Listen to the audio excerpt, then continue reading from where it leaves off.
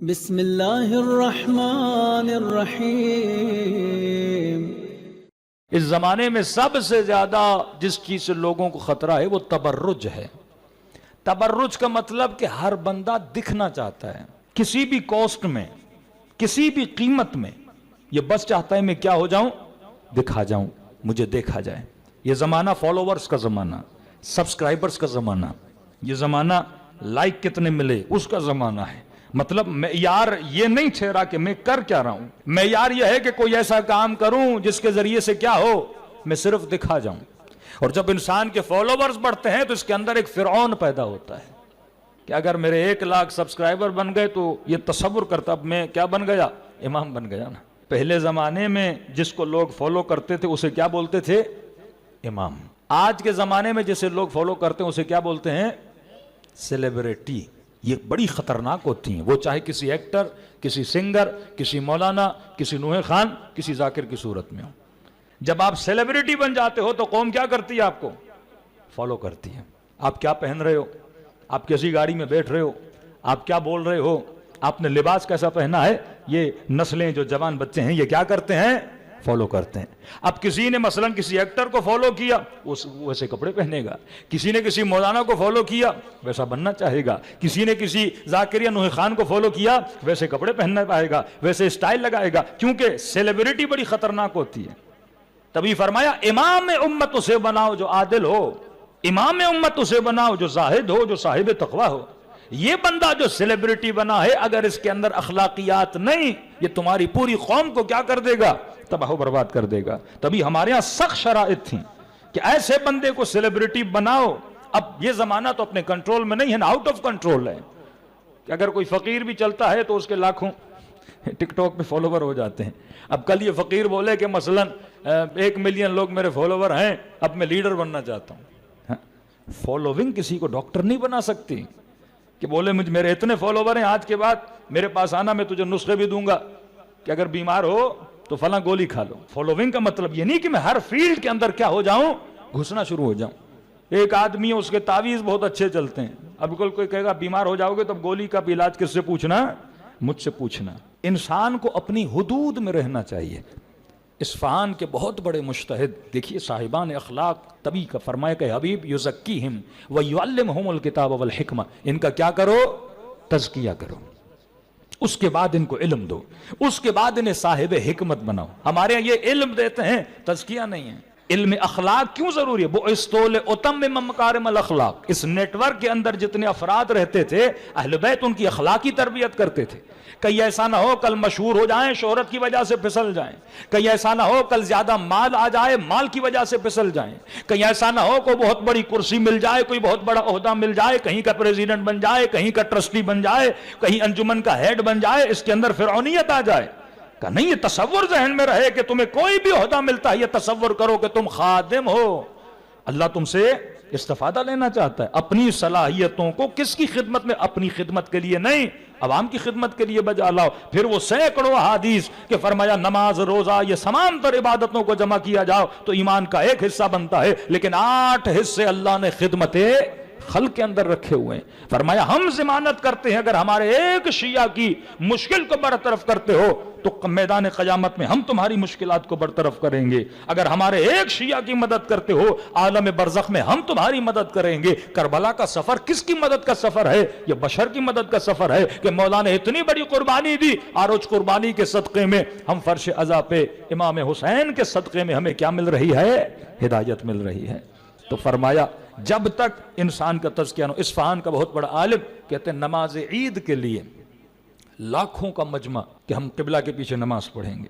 اب آپ کو پتا ہو کہ 10 لاکھ لوگ کھڑے ہیں صرف اس انتظار میں کہ فلاں مولانا آ کے کیا پڑھائیں، نماز پڑھیں۔ ہر بندہ ترستا ہے مجمع کے لیے۔ ان کو پتا چلا یہ عالم دین جیسے باہر آئے، نگاہ مجمع پہ پڑی، فوراً اپنی گھر کی طرف واپس گئے۔ شاگردوں نے کہا مولانا سارا مجمع آپ کے لیے آیا ہے، نمازیں اور بھی ہیں اصفہان میں، لیکن ان کو علم ہوا کہ آپ نماز پڑھا رہے ہیں، اتنا مجمع کہ میں نہیں پڑھاؤں گا، اپنے شاگرد کو جا کے پڑھاؤ۔ لوگ پریشان کیوں نہیں آ رہے، کہ آغا نے جواب دے دیا نماز نہیں پڑھائیں گے۔ کہتے شاگرد نے نماز پڑھائی، یہ سارے شاگرد ان کے پاس آئے، قبلہ ہم سے کوئی غلطی ہوئی، کوئی ناراضگی ہے؟ کہنے لگے نہیں کوئی ناراضگی نہیں۔ کہ پھر آپ نے نماز عید کیوں نہیں پڑھائی؟ کہنے لگے کہ جب میں باہر نکلا نگاہ میرے اتنے بڑے مجمع پہ پڑی تو میرے دل میں خیال آیا کہ یہ سارا مجمع تیرے لیے آیا ہے. میں نے کہا آج اگر نماز پڑھاؤ گے تو عجب کا شکار ہو جاؤ گے. یہ تصور کہ لوگ میرے لیے آئے, یہ تصور کہ یہ سبسکرپشن میری ہے.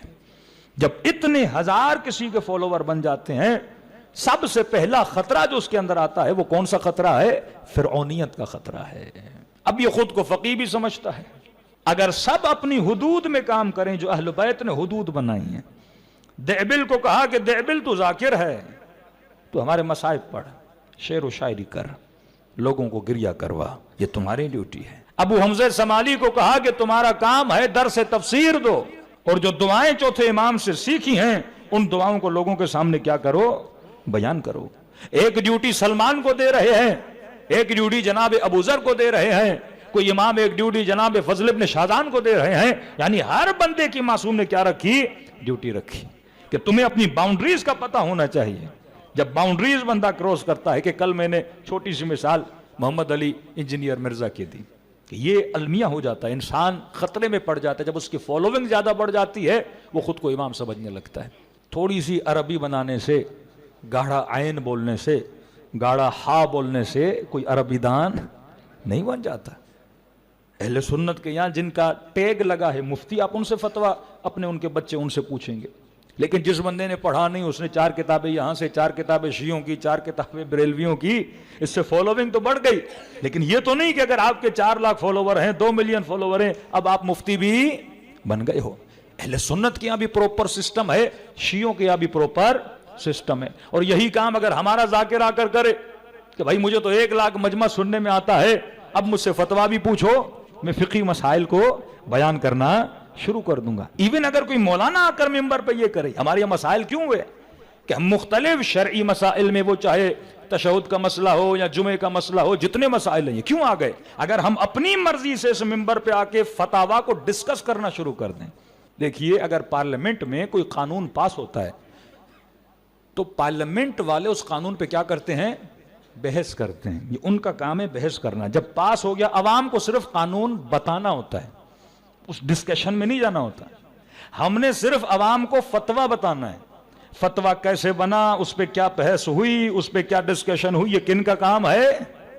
یہ حوضے میں بیٹھے مراجع کا کام ہے. پہلے کیا فتویٰ تھا, اب کیا فتویٰ ہے, یہ میرا کام نہیں ہے. ایک خطیب کا کام ہے صرف آپ کو کیا سنا ہے؟ فتویٰ سنا ہے. کیونکہ آپ کے پاس اتنا ٹائم ہی نہیں ہے. آپ کہتے ہیں مولانا بیمار ڈاکٹر کے پاس جب آپ جاتے ہیں, کہتے ہیں مجھے گولی لکھ کے دے, سر میں کیا ہو رہا ہے, درد ہو رہا ہے. یہ تھوڑی ہے ڈاکٹر صاحب ابھی ڈسپرین کیوں دے رہے ہیں, پیناڈول کیوں نہیں دے رہے, اور ڈسپرین کا فارمولا کیا ہے, اور یہ فارمولا ایسے بنا کیوں, تو پہلے سر میں درد اور ڈبل کیا ہو جائے گا, درد ہو جائے گا. آپ سولوشن کے پیچھے. قوم کو قانون بتانا ہے, بحث پارلیمنٹ میں. خطیب کا کام ہے فتویٰ بتائے, بحث کہاں ہوگا؟ حوضوں کی جو پارلیمنٹ ہے, وہ چاہے قم کی پارلیمنٹ ہو, وہ چاہے نجف کی پارلیمنٹ ہو, وہاں کے جو ممبر آف پارلیمنٹ ہیں جن کو مراجع بولا جاتا ہے, ان کا کام ہے کیا کریں؟ بحث کریں. فتاوا میں ہمارا کام نہیں ہے کہ ہم اس میں پڑھیں اور اس بحث میں بھی پڑھیں, کیونکہ عوام اتنی پڑھی لکھی نہیں ہے. عوام کو سولوشن چاہیے, جس طرح ڈاکٹر سے گولی لینے جاتے ہیں. اب یہ ایسے افراد اہل سنت میں بھی آپ کو ملیں گے, پیدا ہو رہے ہیں. 80% اس نے اچھا کام کیا کہ وہ چیزیں جو ہم بولتے تھے نہیں مانتے تھے ہمارے اہل سنت کے بھائی, اب انہی کے بچے نے جب بولنا شروع کی تو سب نے مانا. ہم نے بھی کیا کی, ان باتوں کی تائید کی. کسی نے بولا کہ مولانا یہ اتنا آگے آ کے اب رک کیوں گیا ہے محمد علی انجینئر؟ میں نے کہا اپنے بنائے ہوئے اصول کی جب مخالفت کرے گا, اپنا بنایا ہوا, اس کا مشہور جملہ تھا نا, نام وہابی نام بابی. نہ میں بابوں کو مانتا ہوں, نہ میں وہابی کو مانتا ہوں. میں مسلم علمی یہ تھا. مثلا میں کتابوں کو مانتا ہوں, بابوں کو وہابیوں کو نہیں مانتا. پھنسا کہاں پہ؟ اس نے سب بابوں کا انکار کیا, 2 بابوں کا انکار آج تک نہیں کر سکا. 2 بابوں میں آج تک پھنسا ہوا, ایک بابا مسلم, ایک بابا بخاری. تو کسی نے کہا مولانا ہدایت کب ملے گی؟ میں نے کہا جب باب علی ابن ابی طالب پہ آ جائے گا.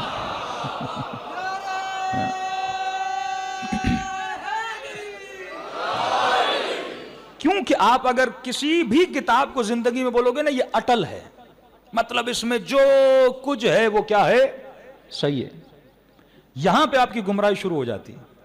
آج تک شیعوں نے کبھی نہیں کہا کہ بہار میں جو کچھ ہے صحیح ہے. کتب اربعہ میں جو کچھ ہے آج تک ہم نے نہیں کہا، ہم نے اپنی کسی کتاب کو صحیح نہیں کہا کہ بھائی اس میں جو کچھ ہے، ایک ہی کتاب ہے جس میں جو کچھ ہے صحیح ہے، اس کا نام ہے قرآن، ایک ہی کتاب ہے۔ باقی جتنی ہماری احادیث ہیں ہم ان کو کس سے ملاتے ہیں؟ قرآن سے ملاتے ہیں۔ آئینہ کیا ہے؟ قرآن ہے۔ ہاں اگر حدیث قرآن کے ٹکر میں آتی ہے تو وہ رسول کا فرمان ہے، یا دیوار پہ مارو یا جوتے کی نوک کے نیچے رکھو، کیونکہ قرآن کی مخالفت میں اگر کوئی حدیث آ جائے وہ خراب ہے۔ اب یہ کیا کرتا ہے، ساری وہ روایتیں جو شیعہ سنی دونوں کتب میں ہیں اسے تو بیان کرتا ہے، لیکن مثلا اگر بخاری میں آ گیا قبر ہے تو اسے گرا دو، ڈھا دو، یہ کر دو، رسول خدا نے فرمایا، تو وہ ماننے کے لیے کیا ہو جاتا ہے؟ تیار ہو جاتا ہے۔ اسی بخاری میں لکھا ہے کہ اگر حاکم حبشی غلام ہو، فاسق ہو، فاجر ہو، یزید جیسا ہو، اس کے خلاف قیام کرنا کیا ہے؟ حرام ہے۔ انہی کتابوں میں، جبکہ بخاری لکھنے والا خود لکھتا ہے، جناب اسماعیل کہتے ہیں میں نے 6 لاکھ حدیثوں کو چھان کر یہ حدیثیں نکالی۔ اب اس سے تصور لگائیں، اب عدد دقیق مجھے یاد نہیں، مطلب بہت کثیر حدیثوں کو چھان کر میں نے یہ صحیح البخاری لکھی۔ اب تصور کریں کہ امت میں کتنی جھوٹی حدیثیں آئی ہوں گی، عدد بہت بڑا ہے کہ لاکھوں کی تعداد میں حدیثوں کو چھان کر میں نے ان حدیثوں کو جمع کیا۔ اب سوال ہے کہ ان کی گارنٹی کیا ہے؟ اگر آپ کہہ رہے ہو اتنے لاکھ جھوٹی حدیثیں آ چکی تھیں اور اس کے بعد میری نظر میں جو صحیح تھیں، اب جو بخاری کی نظر ہے ضروری تو نہیں وہ رسول کی بھی نظر ہو، وہ قرآن کی بھی نظر ہو، وہ اللہ کی بھی نظر ہو، اسے لگا کوئی صحیح ہے۔ انسان جائز الخطا ہے، کوئی امام تھوڑی ہے، کوئی نبی تھوڑی ہے، کوئی معصوم تھوڑی ہے کہ جو اس نے جمع کیا وہ صحیح تھا۔ اب قبلہ مجلسی صاحب جمع کریں یا کوئی بھی جمع کرے، ہم معصوم تھوڑی مانتے ہیں، ہم کہتے ہیں حدیث پڑھیں گے اگر قرآن سے ملتی ہے تو صحیح ہے۔ تو ایک طرف اللہ ڈیلی مسلمانوں کو ایک آیت پڑھنے کا حکم دے، میں نے کہا نا یہ مکتب عقل کا مکتب ہے، مکتب تشیع۔ ایک طرف کہہ رہے ہیں رسول خدا نے کہا کہ حاکم ظالم ہو، فاجر ہو، یعنی ایسی ایسی حدیثیں بعض اوقات جوک لگتا ہے انسان کو، یہاں تک کہا کہ اس کے اندر چاہے شیطان چلا جائے۔ میں اپنی تائید کے لیے مفتی طارق مسعود، مفتی ہیں اہل سنت کے، مطلب علمی اعتبار سے یہ محمد علی مرزا سے فقہی اعتبار سے زیادہ مضبوط بندہ ہے، اس کی پوری آپ جا کے کلپ سن لیجئے، جب وہ یہ ساری حدیثیں پڑھتا ہے، یہاں تک کہ چاہے اس کے اندر شیطان بھی چلا جائے، رسول نے فرمایا کیونکہ حاکم ہے اس کی مخالفت کرنا حرام ہے، اس کے خلاف قیام کرنا حرام۔ اب عبد الملک مروان سب سے مضبوط ترین حاکم رہا بنو امیہ کا، بہت فتوحات ہیں، بڑا ذہن تھا، ذہین آدمی تھا، اس نے بڑا مضبوط کیا، اس نے یزید کے سارے خاندان کو ختم کر کے یہ مروانی بات میں آ کے یہاں پہ بیٹھے، اور انہوں نے شادی کی یزید کی بیوی سے، وہ ایک لمبا واقعہ ہے کہ پھر پہلا بادشاہ ہوا اور اس کی بیوی کو اس نے گالی دی، پھر اس نے ماں سے شکایت کی، پھر اس کو پہلے کو اس کی ماں نے ہی رات کو بستر میں ہی اسے قتل کر دیا، پھر اب مروانی سلسلہ آپ دیکھتے ہیں وہاں سے سلسلہ چلا۔ بہرحال یہ بڑا مضبوط مرحلہ تھا۔ اس نے کیا کیا کہ اس نے مدینے سے ایک مدنی لوگ بندے کو بلایا، کیونکہ اگر کوئی شامی حدیث بتاتا تو لوگ کہتے انہوں نے اپنے بٹھائے ہوئے ہیں، جیسے اتھینٹسٹی مل جاتی ہے، ایک بندہ نجف سے آ رہا ہے، ایک بندہ قم سے آ رہا ہے، تو کہتے ہیں بھائی وہاں سے آیا ہے، کہیں ان کا نمائندہ ہے تو اس کی اتھینٹسٹی ہوتی ہے۔ مدینے سے بلایا اور سینکڑوں کی تعداد میں کیا لکھوائیں؟ حدیثیں لکھوائیں، پیسے کھلاتے تھے کہ یہ حدیثیں بناؤ، یہ حدیثیں پڑھو، اور ذہین اتنے تھے کہ بھائی اگر ہم حدیثیں سنائیں گے کہ وہ ایک مانے گا ایک بندہ نہیں مانے۔ کئی لوگ تھے، اس وقت اصطلاح شیعہ نہیں تھی، کئی لوگ تھے جو مثلا کہتے تھے یہ محبان اہل بیت ہیں، یہ نہیں مانیں گے۔ اب کہا اگر علی والے کو منوانا ہے تو حدیث کا ریفرنس کس کے ساتھ ملاؤ؟ سلمان کے ساتھ ملاؤ، ابو ذر کے ساتھ ملاؤ، ابن عباس کے ساتھ ملاؤ۔ اب ایک حدیث میں آپ کو سناتا ہوں بطور مثال، اس حدیث کو یہ نقل کرتے ہیں کس سے؟ جناب ابو ذر غفاری سے۔ اب سب کو پتا ہے کہ ابو ذر علی کے قصیدے پڑھنے والا ہے، ابو ذر حکومت کا سخت نقاد، کہ جس کی تنقید اور امر بالمعروف کی وجہ سے جناب ابو ذر کو نبی کے شہر سے نکال کے کہاں بھیجا گیا؟ شامات میں، جو آج کل لبنان ہے، یہاں بھیجا گیا۔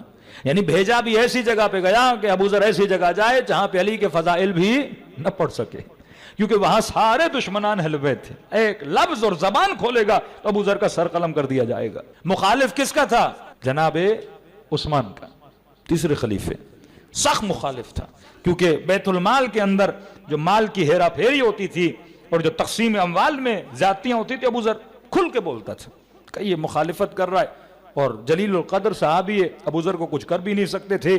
ایک قتل تو ان کے سر پہ پہلے تھا، جناب مالک ابن نویرہ، جن کو خالد ابن ولید نے قتل کیا اور بڑی بے دردی سے قتل کیا، صرف اس لیے کہ زکوٰۃ نہیں دے رہے تھے۔ بہرحال اس قصے میں نہیں پڑھنا چاہتا، قتل کیا، ان کی بیوی کے ساتھ زیادتی کی۔ الزام یہ لگاتے ہیں کہ شیعہ توہین نساب کرتے ہیں، لیکن جرت اتنی نہیں کہ یہ بتائیں سب سے پہلے نبی کے صحابی کی توہین کس نے کی تھی، نبی کے صحابی کو قتل کس نے کیا تھا، ان کی زوجہ کے ساتھ زیادتی کس نے کی تھی، یہ تاریخ اسلام بھری ہوئی ہے۔ بہرحال جناب ابو ذر کے اوپر نہیں کر سکتے تھے، کیونکہ روایات تھی ایک عمار اور جناب ابو ذر کی فضیلت میں کہ آسمان نے اپنے نیچے ابو ذر سے سچا بندہ نہیں پایا، یہ نبی کا صحابی۔ ابو ذر کو شہر بدر کیا شامات کی طرف۔ اب دیکھیے جعل حدیث کس طرح کرتے ہیں، یہ الگ ٹاپک ہے، اس میں جا کے بڑی اسٹڈی جا کے کریں کہ واقعاً کتنی احادیث کو کس طرح جعل کیا گیا۔ کہا کہ جناب ابو ذر کے پاس دو لوگ گئے، اب یہ کون ہے ان کا بھی نہیں پتا، کیا دو لوگ گئے، یعنی اسی طرح حدیث شروع کرتے ہیں، اتا پتا نہیں ہے، آپ آدھی تار کو دوسری تار سے کیا کر دو، ملا دو، جس طرح ہمارے بعض خطیب کرتے ہیں نا، سر اور پیر ملا کے ایک نتیجہ دیتے ہیں اور بم پھوڑ دیتے ہیں، مجمع ہوا میں شروع ہو جاتا ہے۔ تو کہا کہ ایک خطیب نے ریسنٹلی فرمایا کہ حدیث قصہ کہ جب پوچھا گیا کہ چادر کے نیچے کون ہے، تو جواب آیا ہم فاطمہ و ابوہا و بالہا و بنوہا، کہ یہ فاطمہ ہیں، فاطمہ کے بیٹے ہیں، فاطمہ کے شوہر ہیں، فاطمہ کے بابا ہیں۔ کہ عربی زبان میں جب لفظ جمع آتا ہے تو تین یا تین سے زیادہ کے لیے استعمال ہوتا ہے، تو کہ اب چادر کے نیچے کون ہے، فاطمہ، یہ نہیں کہا دو بیٹے، جمع کا صیغہ ہے بیٹے، تو کہا تھے تو دو، اللہ نے جمع کا صیغہ کیوں استعمال کیا، تو کہا مطلب دو نہیں ہے، کوئی تیسرا بھی ہے، مجمع کیا تیسرا کون، کا حضرت عباس ہیں نعرہ حیدری۔ یعنی سمجھ نہیں آتی، جب تک یہ خدا سے علی کو نہ ملائیں تب تک حضرت عباس کو 14 کے ساتھ نہ ملائیں، یعنی کیا فضیلت حضرت عباس کی نہیں اگر آپ چادر کسا کے نیچے نہ لاؤ، کیا فضیلت نہیں حضرت عباس کی؟ یعنی ضروری ہے کہ میں مولا علی کو خدا سے ملاؤں تب نعرہ لگے، ضروری ہے میں غازی عباس کو 14 میں لاؤں تب جا کے کوئی فضیلت کو مانے، یعنی مائنڈ سیٹ اتنا ایکسٹریم لیول پہ لے گئے کہ اب اس سے نیچے بات کرو تو مجمع مانتا ہی نہیں ہے۔ اس قدر ہم نے اپنی نسلوں کو بگاڑ دیا، اور پھر آج کے نوح خان، آج کے خطیب کہتے ہیں، آج کے ذاکر کہیں کہ مجمع اور نسلیں یہاں کیوں جا رہے ہیں؟ بھائی آپ کا بویا ہوا بیج ہے، یہ تربیت جو آپ نے کی آج اسی بیج کے لیے پریشان ہو۔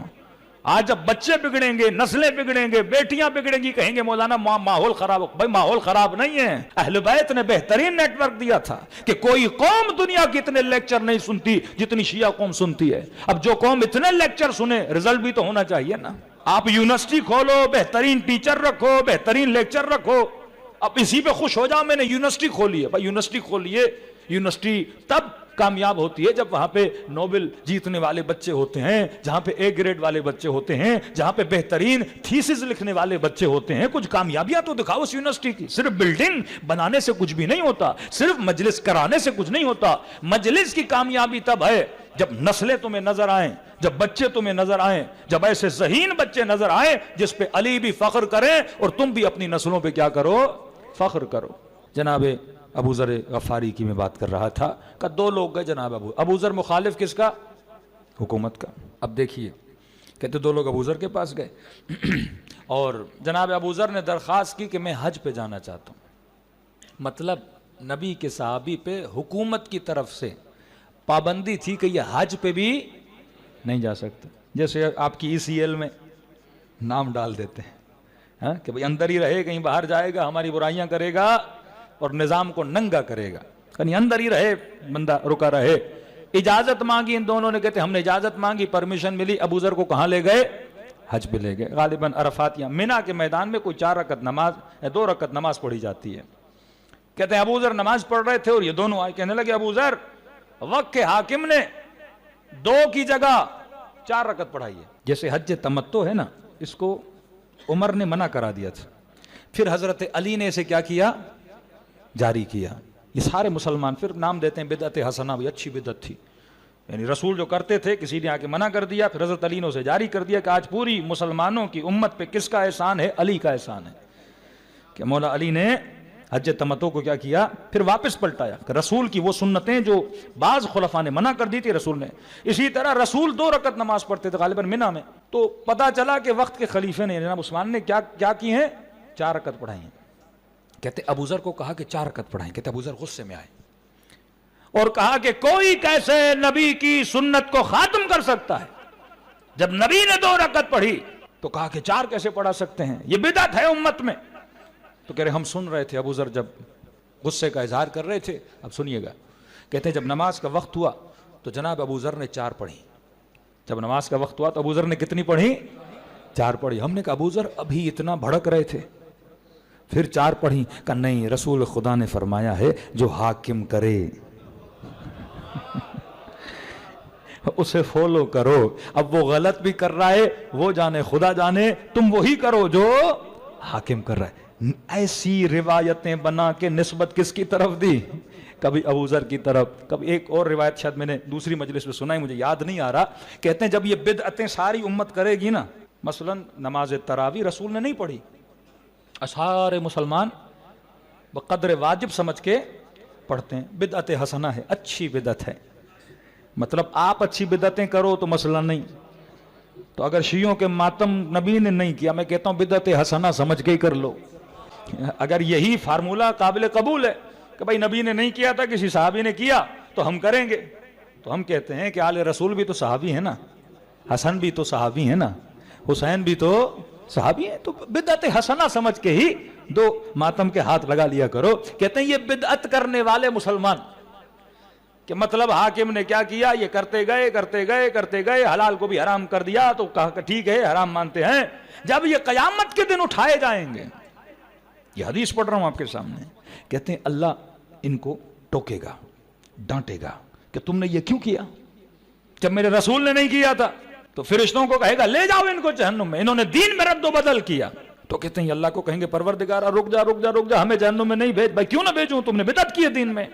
تو کہیں گے پروردگارہ ہم کیا کریں، تو نے کہا میری اطاعت کرو، ہم نے کی. تو نے کہا میرے رسول کی اطاعت کرو، ہم نے کی. اور تمہارے رسول نے کہا تھا کہ اگر حاکم بھی بدعت کرے تو کرنا، تمہیں ثواب ملے گا، حاکم جانے اللہ جانے. کہتے ہیں جب یہ اللہ کو بریف کریں گے تو خدا سمجھ جائے گا. یہ اللہ کو سمجھائیں گے اور اللہ سمجھ جائے گا، کہے گا ہاں تم صحیح کہہ رہے ہو، ملائکوں نے جنت میں لے جاؤ.